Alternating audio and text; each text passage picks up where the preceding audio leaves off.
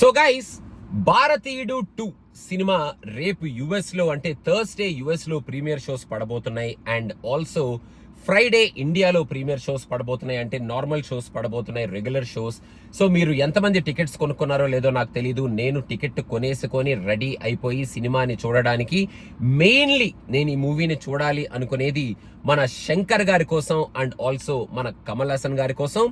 నేను ఈ తమ్నైల్లోనే మీకు చాలా క్లియర్ గా అర్థమైపోయినట్టు కదా, శంకర్ కమ్బ్యాక్ అని. అంటే కమ్ బ్యాక్ అన్నాం కదా అని చెప్పి ఆయన ఎక్కడికో వెళ్ళిపోయారు అని కాదు. నార్మల్ గా నేను ఈ వీడియోలో చెప్పాలనుకుంటున్న ముఖ్య ఉద్దేశం ఏమిటంటే, ఇప్పుడు జెన్ జీ అనాలో జెన్ ఆల్ఫా అనాలో ఇక్కడ కరెంట్ జనరేషన్ ఆడియన్స్ కి మరి శంకర్ సినిమాలు వాళ్ళు ఎన్ని చూశారు, శంకర్ అంటే ఎవరు, ఆయన ఎటువంటి సినిమాలు తీశాడు అనేది వాళ్ళకి తెలుసో లేదో తెలియదు. కానీ మనం నార్మల్ గా నా జనరేషన్ అంటే నేను శంకర్ సినిమాలు ఫస్ట్ నుంచి చూస్తూనే ఉన్నాను. ఫ్రమ్ మై చైల్డ్హుడ్ ఆయన సినిమాలు నేను చూస్తూ పెరిగాను అని డెఫినెట్ గా చెప్పగలుగుతాను. And each and every time Shankar movie వస్తుంది, శంకర్ సినిమా చూడడానికి వెళ్తున్నాము అనగానే ఆయన ఈ సినిమాలో ఏం మెసేజ్ చెప్పబోతున్నాడురా, ఈ సినిమాలో పాటలు ఎలా ఉండబోతున్నాయిరా, ఆ స్కేల్ ఎలా ఉండబోతుందిరా, ఆ మెసేజ్ తో ఈ సినిమాలో కమర్షియల్ ఎలిమెంట్స్ ని, ఎంటర్టైన్మెంట్ ని, పర్ఫార్మెన్స్ ని మిక్స్ చేసి మన ముందుకి ఎలా తీసుకురాబోతున్నాడురా, అసలు శంకర్ ఈ సినిమాల్ని, ఈ స్టోరీస్ ని ఎలా చెప్పాలనుకుంటున్నాడురా, ఎలా చెప్తున్నాడురా, అసలు ఈ థాట్స్ ఎలా వస్తున్నాయిరా అన్న కైండ్ ఆఫ్ ఫీలింగ్ ఆయన ఈచ్ అండ్ ఎవ్రీ మూవీకి జనరేట్ చేస్తూనే వచ్చాడు.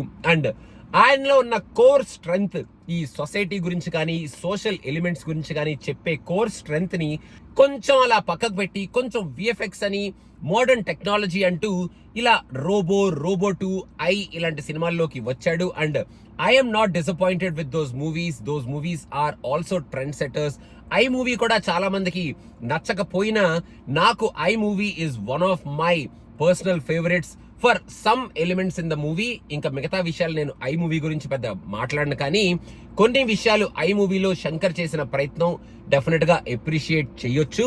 So after a long time Shankar మళ్ళీ తన కోర్ ఎలిమెంట్ ని టచ్ చేస్తూ అందులో భారతీయుడు కాన్సెప్ట్ తో మన సేనాపతిని మళ్ళీ రీఎస్టాబ్లిష్ చేస్తూ ఆఫ్టర్ 28 years మన ముందుకి వస్తున్నాడు. కాబట్టి మనం ఇంతకు ముందు భారతీయుడు 1 కానీ మిగతా శంకర్ సినిమాలు చూసేటప్పుడు మనకి ఏ ఎక్స్పీరియన్స్ అయితే శంకర్ మనకి తీసుకువచ్చాడో అదే ఎక్స్పీరియన్స్ ని ఈ సినిమాతో తీసుకొచ్చి శంకర్ మళ్ళీ ఆ కోర్ ఎమోషన్ ని టచ్ చేసి ఈ సినిమాతో out of the park sixer కొట్టాలి. అండ్ మళ్ళీ మన అందరి చేత ఇంకొకసారి ఇలాంటి కాన్సెప్ట్స్ కమర్షియల్ గా ఎలివేషన్స్ పెట్టుకొని, హీరోయిజం ని పెట్టుకొని, మళ్ళీ ఎమోషన్స్ ఎక్కడా మిస్ అవ్వకుండా మనల్ని థాట్ ప్రొవోకింగ్ థాట్ తో థియేటర్ లోంచి బయటికి పంపించాలంటే శంకర్ గారు మీ వల్లే సాధ్యమండి అని అనిపించేలాగా ఈ సినిమా మన ముందుకు రావాలి. అందుకే Shankar, you have to come back with your core element and hit this movie out of the park అని చెప్పడమే నా ముఖ్య ఉద్దేశం.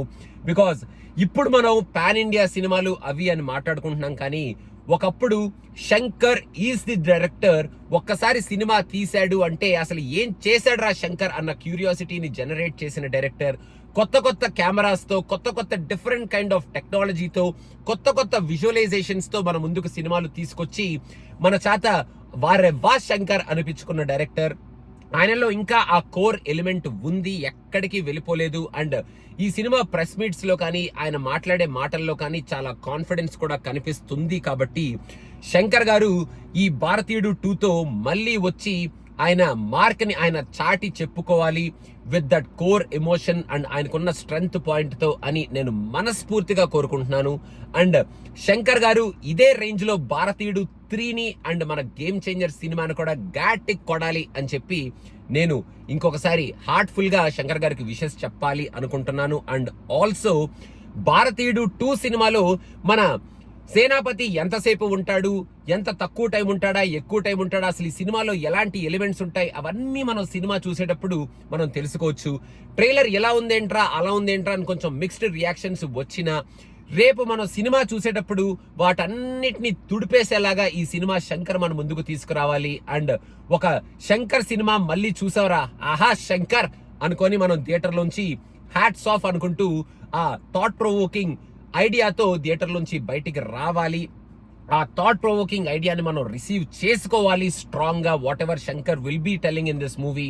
అండ్ దాన్ని ఎక్కడ మనం అబ్బా ఇదేంట్రా బాబు ఆల్రెడీ చెప్పేశారు కదా, చూసేసాం కదా అని మనం అనుకోకుండా శంకర్ ఈ సినిమాని మన ముందుకు తీసుకురావాలి అండ్ ఈ సినిమాని మనం సూపర్ గా ఎంజాయ్ చేయాలి అని నా కోరిక. And I think Shankar will deliver that tomorrow. And ఇంకా సినిమా చూసిన తర్వాత ఏం జరిగింది అనేది మనం ఎలాగో మాట్లాడుకుంటాం. కాకపోతే ఈ సినిమా యాక్చువల్ గా యుఎస్ లో మంచి మంచి థియేటర్స్ లో, మెయిన్ గా ఐమాక్స్ స్క్రీన్స్ లో కూడా పడబోతుంది. కాబట్టి నాకు తెలిసి I think we need to experience this movie in the best theatre possible. మీ దగ్గర ఐమాక్స్ లో కనుక ఈ సినిమా పడితే, మరి తెలుగు వర్షన్ పడుతుందో తమిళ వర్షన్ పడుతుందో నాకు తెలియదు, కానీ మీ దగ్గర ఒరిజినల్ వర్షన్ అయితే చూడాలి అనుకుంటే ఐమాక్స్ లో కనుక సినిమా ఉంటే నాకు తెలిసి it's the best theatre we can experience Senapathi and our Shankar's magic అనుకుంటున్నాను నేను. నాకు ఇక్కడ ఐమాక్స్ లో లేదు, కానీ XT లో ఈ సినిమా ఉంది కాబట్టి నేను XT లో ఈ సినిమా చూడాలి అనుకుంటున్నాను.